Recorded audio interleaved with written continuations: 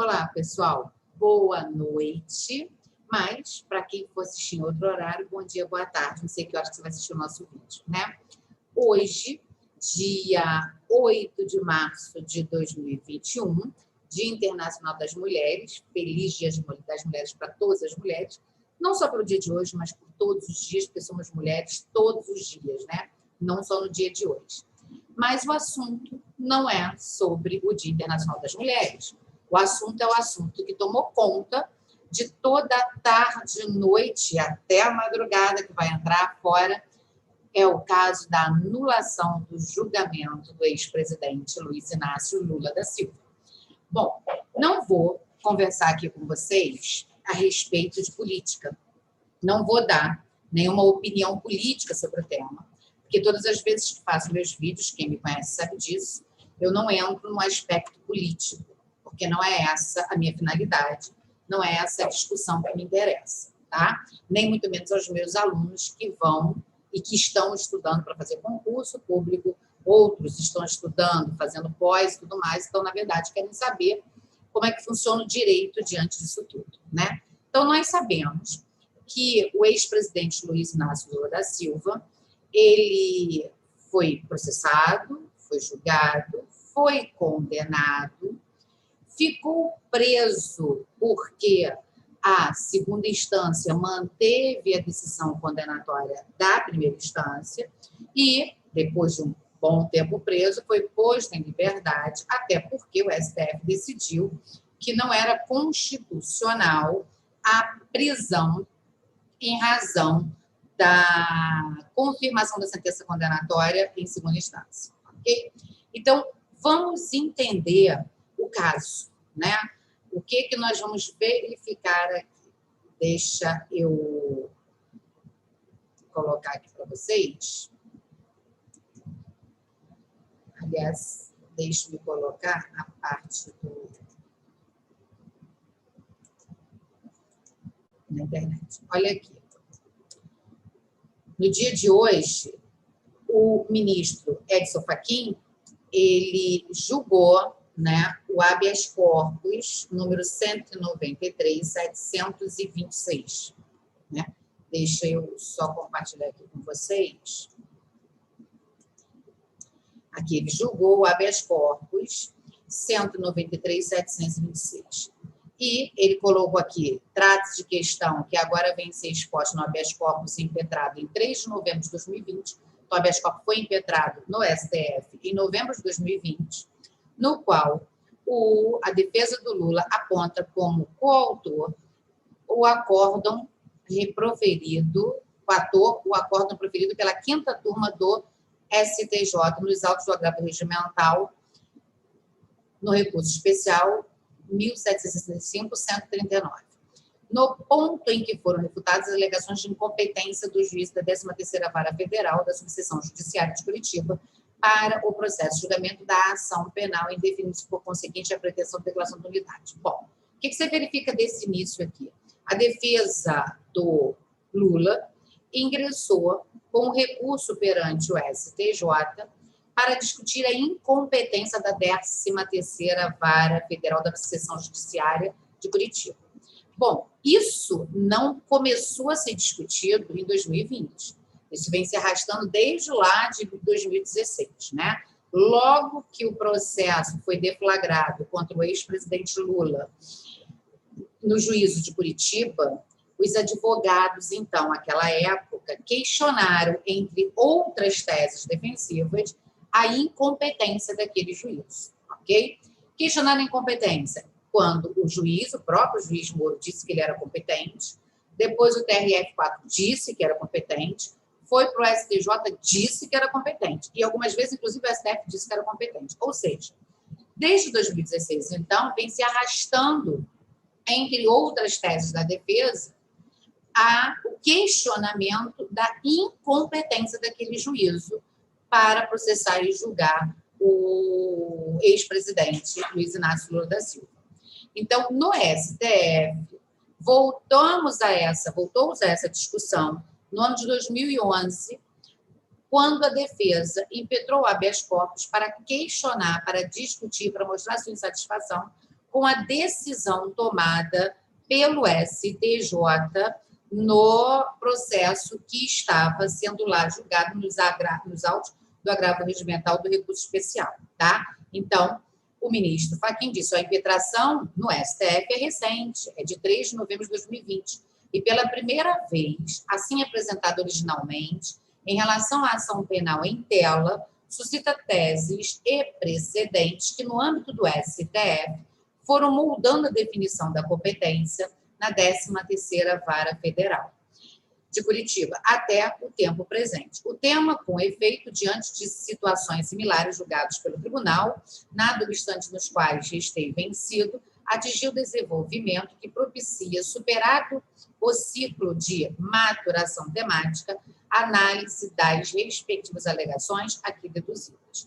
Então, levei a efeito presente no último recesso, a partir de 19 de dezembro e durante o mês de janeiro, deixando 2021, exame dessa matéria, cotejando a linha evolutiva de seus contornos nesses últimos anos. E ao começo desse período forense, restou possível concluir e agora apresentar em sede dessa prestação judicial a resposta racional e sistemática à impetração e suas alegações, como sustentam na inicial e petições. Então, não vou ler toda a decisão, são 46 laudas, né? São 46 laudas, onde se vislumbra toda a tese da defesa, todos os argumentos jurídicos que o ministro Fachin considerou para chegar, então, a essa decisão, ok? Então, verifica-se que nós estamos aqui diante de um habeas corpus, julgado, né, pelo ministro Fachin, onde ele decide... deixa só eu tirar o som.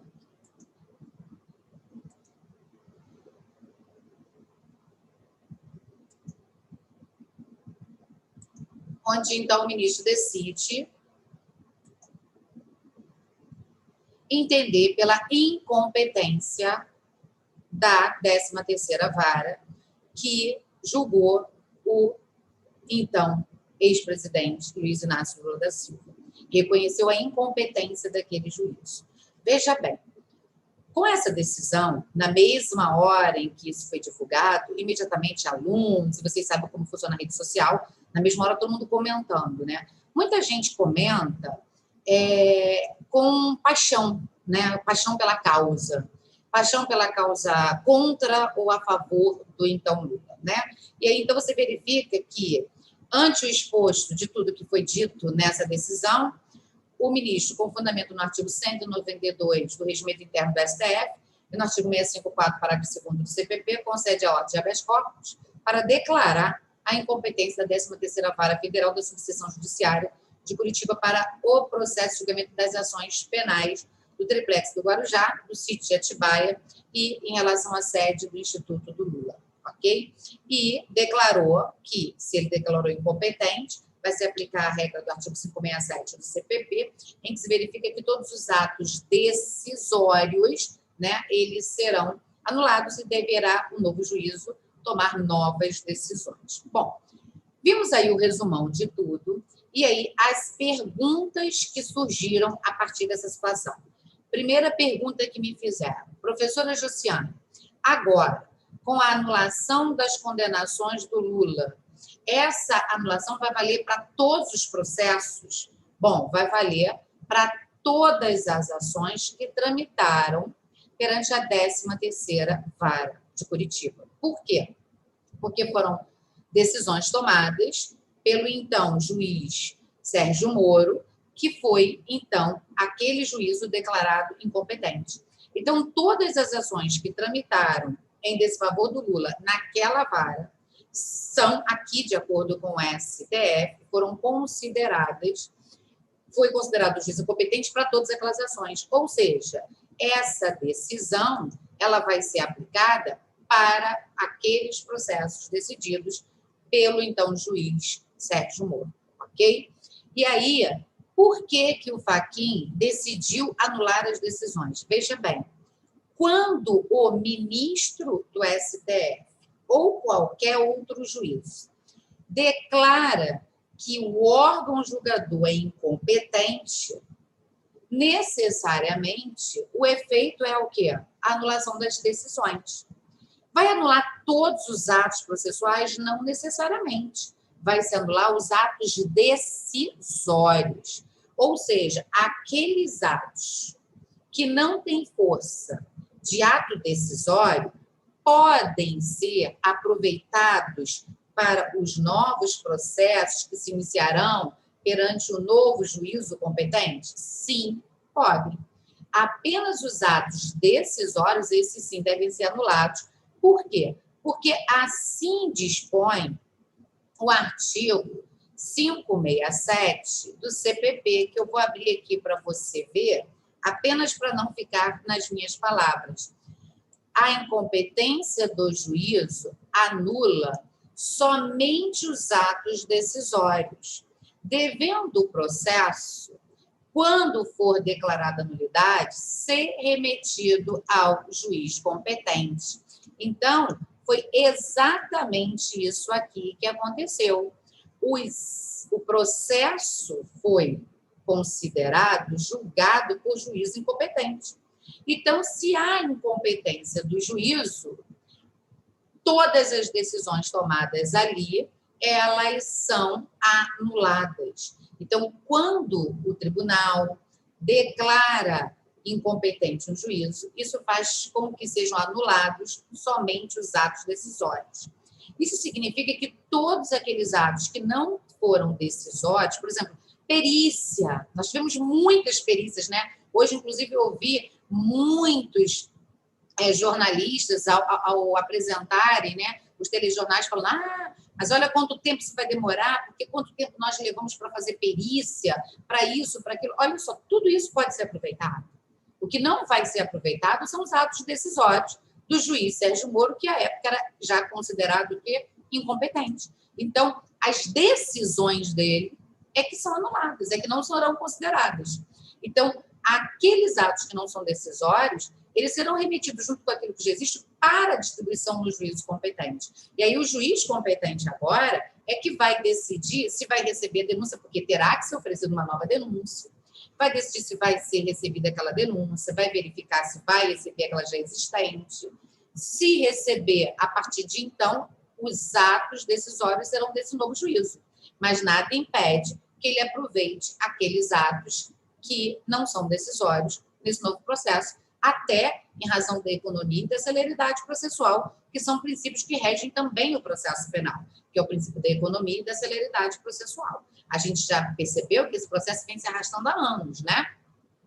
E agora, esses anos todos depois, vem ser declarado incompetente o juízo. Então, é claro que já imaginou esperar todo esse tempo novamente para decidir essa causa? Então, pode-se aproveitar os atos que não têm força de ato decisório, por força do próprio artigo 567, ok? Josiane, e aí, então, nós temos já umas das respostas das perguntas que me fizeram, né? A anulação vale para quais processos? Todos que foram julgados pela 13ª vara. Por que ele decidiu anular as decisões? Porque não é uma decisão, quando declara a incompetência do juízo, necessariamente os atos decisórios são anulados, tá? Com a anulação, Lula vai ser agora considerado inocente? Não. Cuidado. Uma coisa é o ministro dizer que o juiz que procedeu àquele julgamento, que decidiu, é o incompetente. Aquele juiz é o incompetente. Okay? O juízo é incompetente. Outra coisa é dizer que o réu ali é acusado é inocente. Porque quando o tribunal declara a incompetência do juízo, ele está tão somente declarando que aquele não é o juízo competente para o processo de julgamento. Mas ele não está dizendo que o réu é inocente, que o réu é culpado, não está extinguindo punibilidade, nada disso. Quem vai agora proferir uma sentença analisando se o agente é inocente ou é culpado, é um novo juízo para o qual esse processo for distribuído. Então, a declaração de incompetência daquele juízo não gera a absolução do Lula. Não estar-se-á dizendo aqui que ele é inocente. Tá claro? A decisão não diz isso, porque ele não entra no mérito. Quando declara incompetência, essa decisão é processual. Ela não é uma decisão de mérito. Portanto, não há que se falar aqui em que o Lula agora é declarado inocente, tá ok? O que vai acontecer agora, então?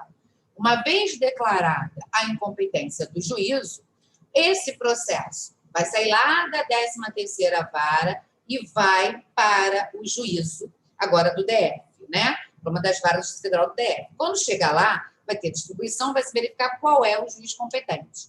Caindo na mão do juiz competente, esse juiz é o que vai agora decidir se vai receber ou não as denúncias já oferecidas, ok? E aí, a partir de então, os atos decisórios serão tomados por esse novo juízo, que agora, sim, considerado juiz competente, tá? Acontece que, nesse meio do caminho todo, nós tínhamos não só a ação discutindo a incompetência do juízo, mas também nós tínhamos na ação a tese defensiva quanto à suspeição do, então, juiz Sérgio Moro, tá claro? Desde o início, os advogados de defesa do Lula discutiam a incompetência do juízo e a suspeição desse juízo.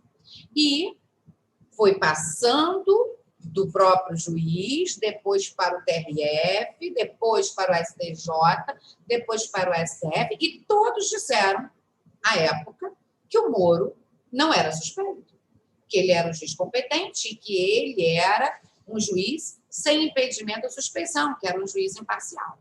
Só que nós sabemos que, ao longo dos anos, muitas notícias foram sendo ventiladas, né?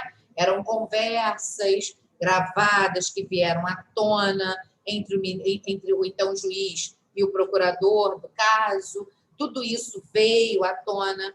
Logo que o presidente da República, né, tomou a posse, que é o Bolsonaro, vem o ministro, e vem o juiz e deixa de ser juiz e aceita o cargo de ministro da Justiça.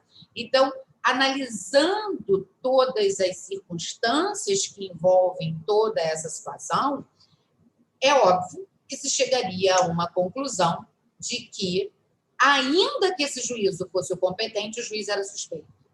Entenderam?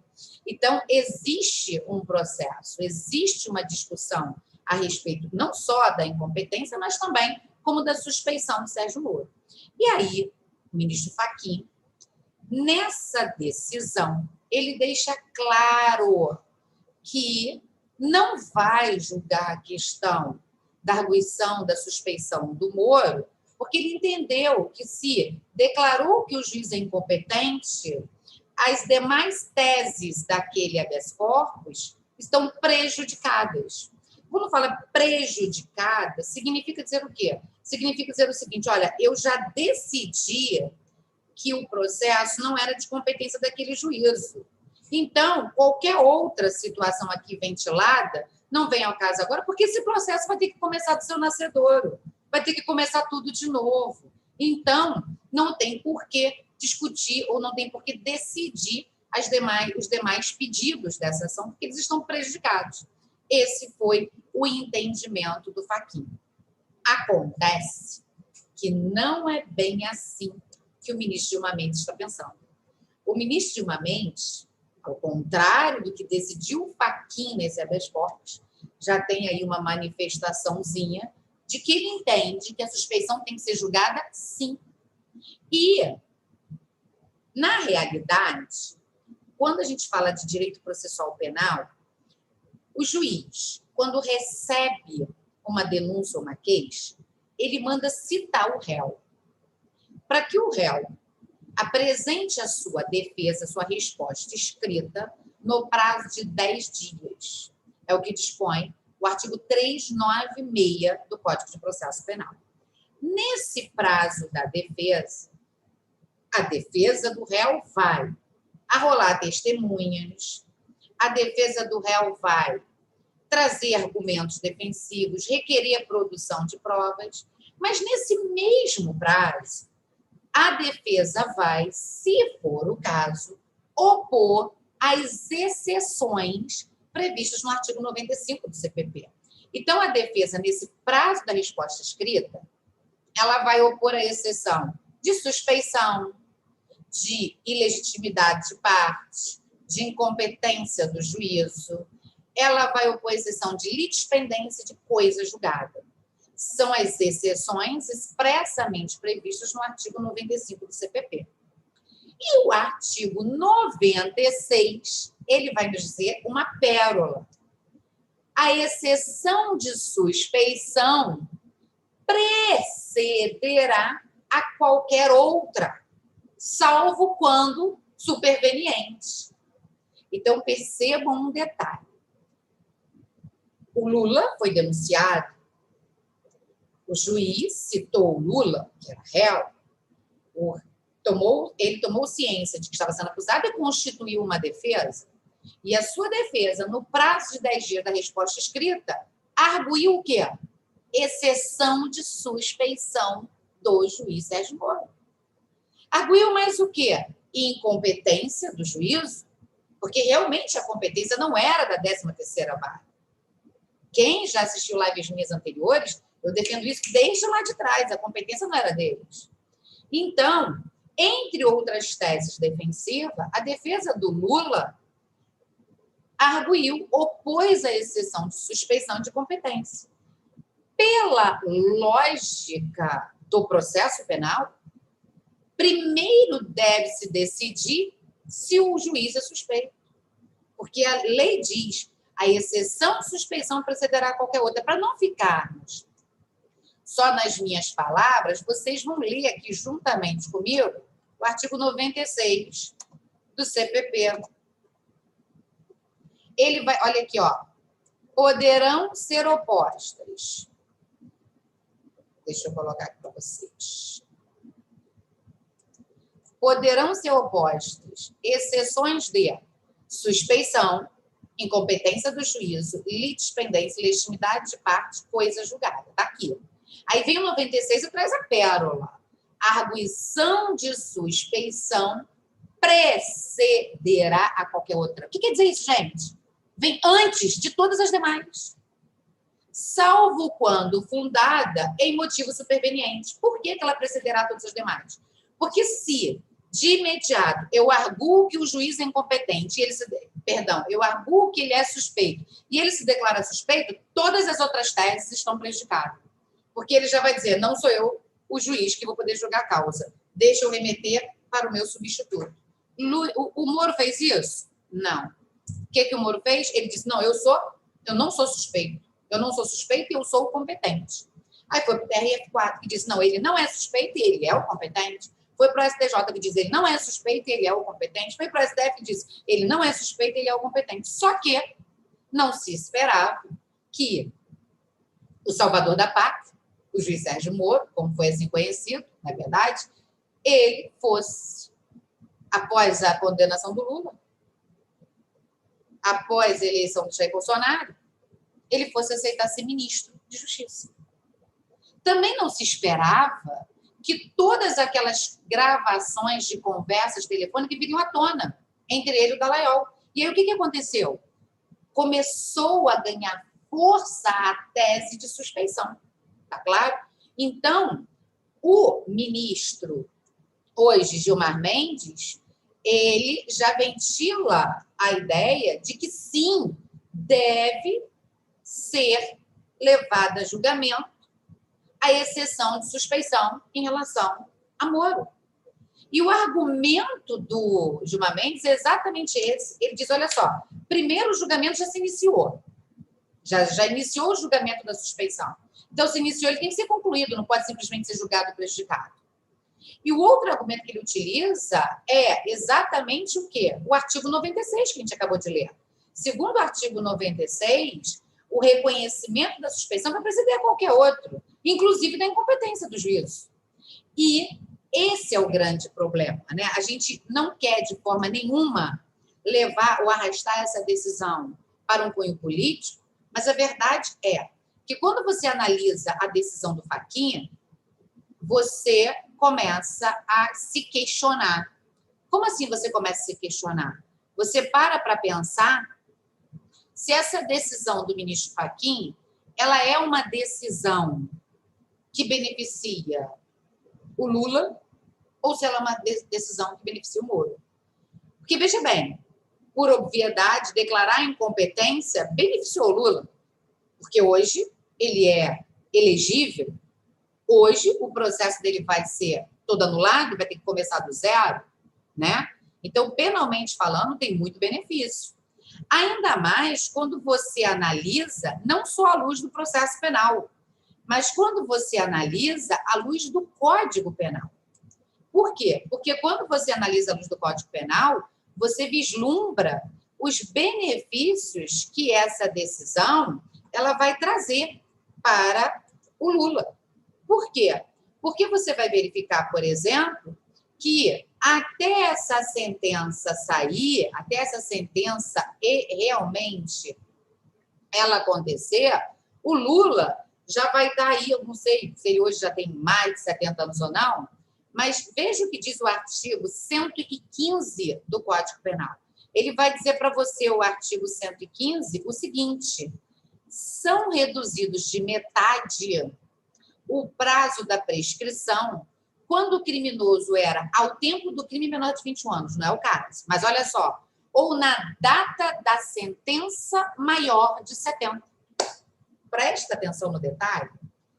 O Lula, na data da próxima sentença, ele já vai ser maior de 70 anos. Então, a prescrição para ele já conta pela metade.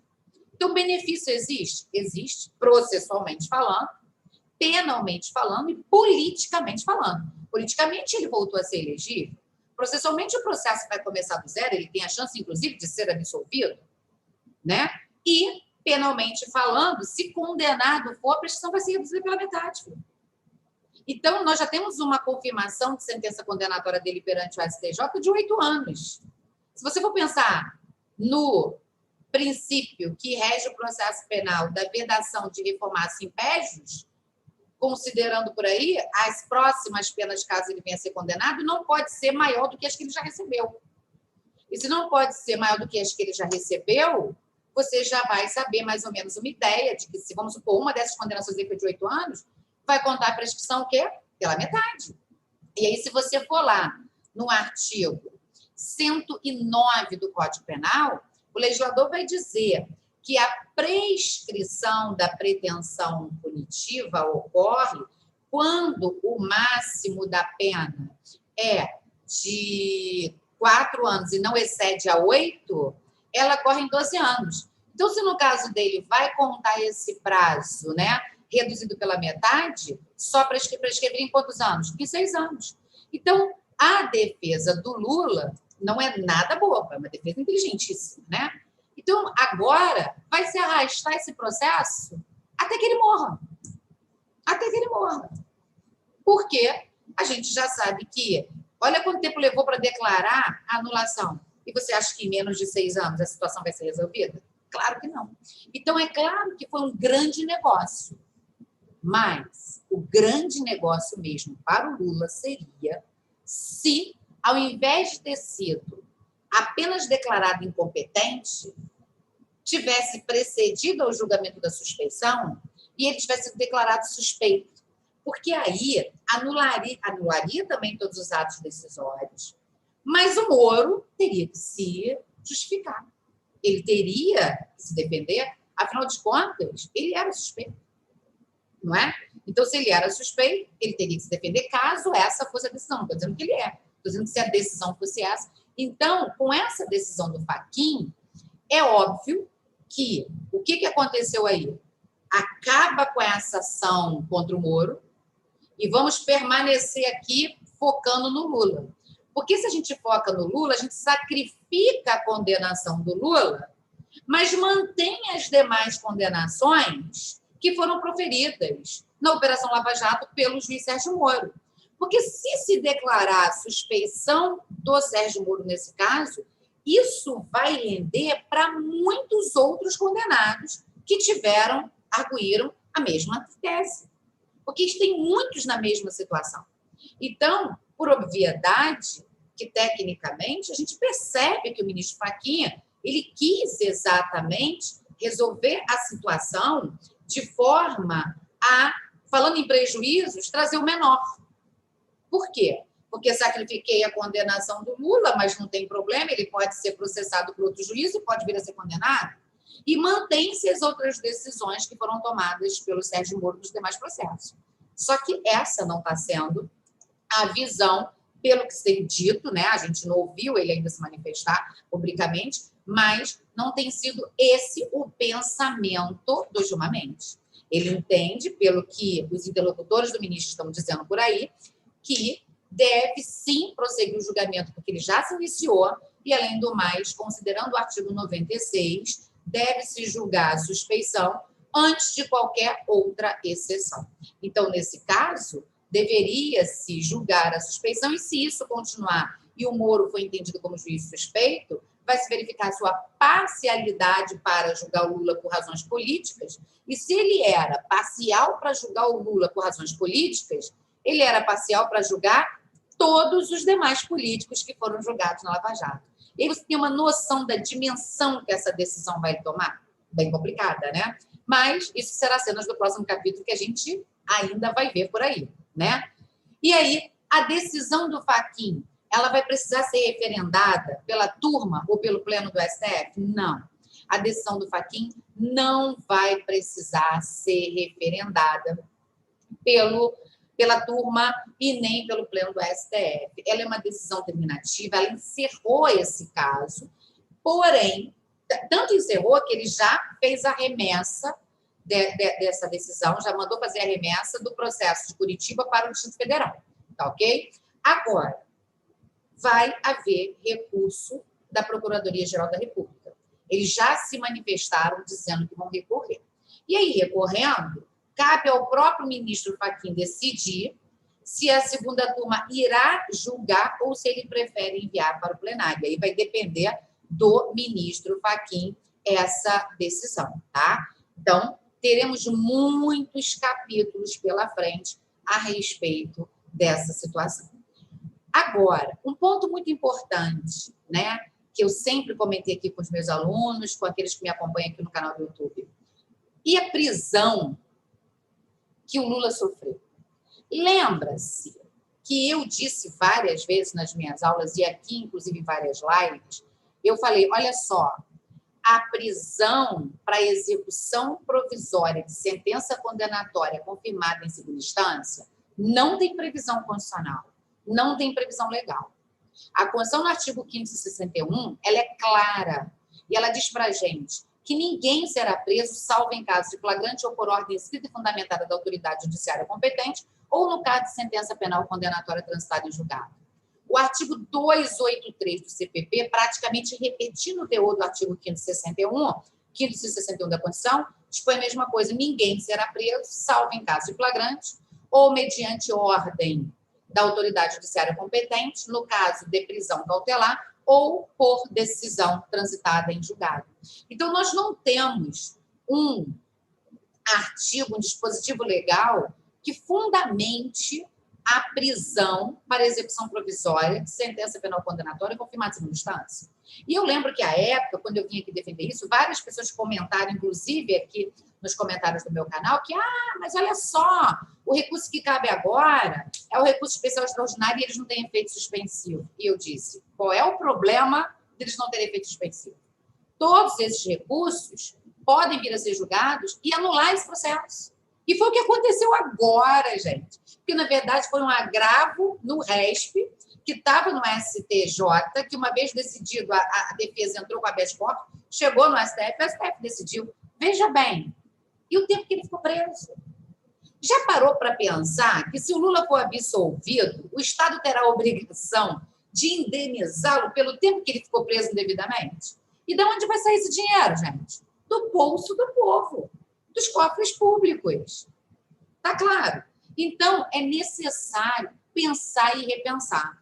Veja bem, eu não estou aqui em nenhum momento dizendo que o Lula é inocente. Nem muito menos dizendo que os outros réus da Lava Jato eram inocentes. Porque não são. Não são inocentes.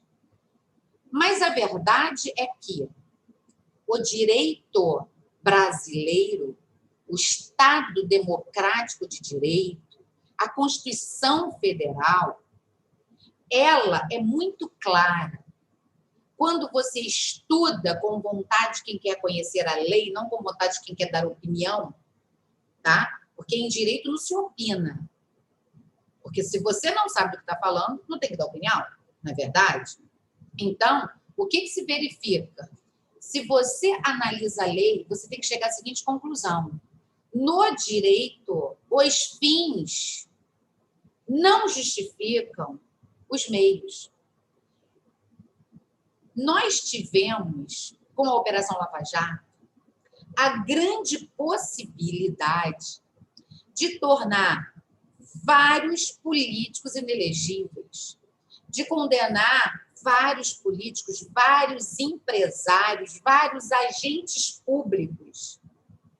E nós tivemos essa oportunidade de ver todas essas pessoas condenadas de forma lícita, legal, válida, para que agora, 4 anos, 5 anos depois, a gente não tivesse que viver essa anulação de um processo que levou tantos anos para acontecer.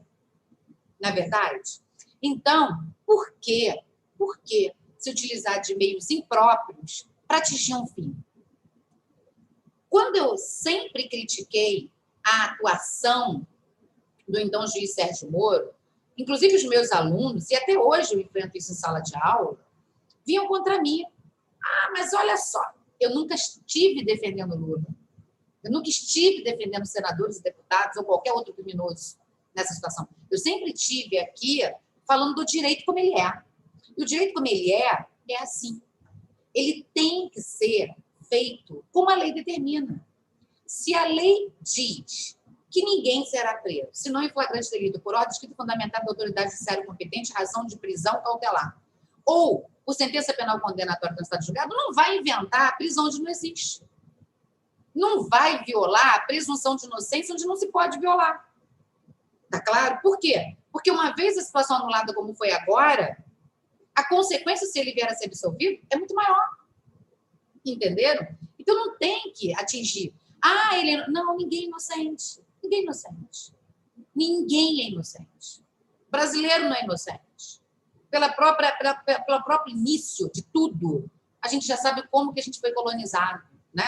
Então, a gente já sabe como é que as coisas funcionam. O brasileiro tem aquela ideia de um jeitinho para tudo. Esse um jeitinho para tudo chama-se corrupção. Um jeitinho para tudo chama-se prevaricação. Um jeitinho para tudo chama-se condescendência. Entenderam? O contratar uma empregada doméstica sem assinar a carteira dela é crime. Está previsto quantas pessoas fazem isso. Não é verdade? Então, gente, é melhor parar de opinar e começar a estudar. Porque quando a gente estuda, tudo fica muito mais fácil da gente entender, né? Então, é claro, a prisão já havia sido declarada incondicional, e todo mundo dizia, ah, mas e agora o Lula, e agora o... Não, não é agora o Lula. A prisão é incondicional, não é porque é para o Lula, é para qualquer pessoa. Para mim, para o meu filho, para você, para sua mãe, para seu pai, a prisão, por sentença com fácil instância, ela não tem previsão legal. Você só vai ser preso se os motivos da lei estiverem presentes. Se não estiverem, não pode ser. Ah, mas essa pessoa praticou o crime. Condena, então. Ah, Josiane, mas agora os procuradores estão vindo e estão dizendo que essa decisão, tudo bem, foi acertado, o próprio procurador do caso Lava Jato disse isso hoje, mas a gente está cavando uma impunidade. Olha só, não se está cavando uma impunidade. Se os tribunais passarem a trabalhar, como todos nós brasileiros trabalhamos, eu, por exemplo, hoje já são dia 9, já são meia-noite e 58, ainda estou trabalhando. Se os tribunais, se os magistrados, se os procuradores, se todos eles começarem a trabalhar do jeito que todo cidadão brasileiro que trabalha, os processos serão julgados a contento. As denúncias serão oferecidas a contento. Mas tudo tem que ser feito com trabalho. Não dá para você trabalhar terça, quarta e quinta, de 11 às 5, e achar que vai resolver os problemas. Não dá.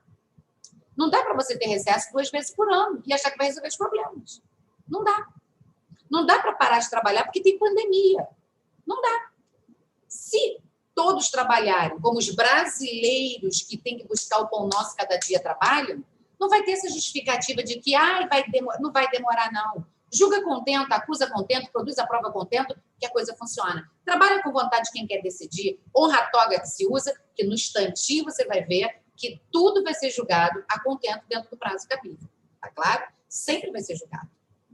Agora, vamos ter que aguardar as cenas do próximo capítulo, ou seja, se vai ou se não vai haver recurso da Procuradoria-Geral, que já disseram que vão recorrer. Se houver recurso, como vai ser o proceder do Fachin, que hoje foi louvável, né? Foi louvável.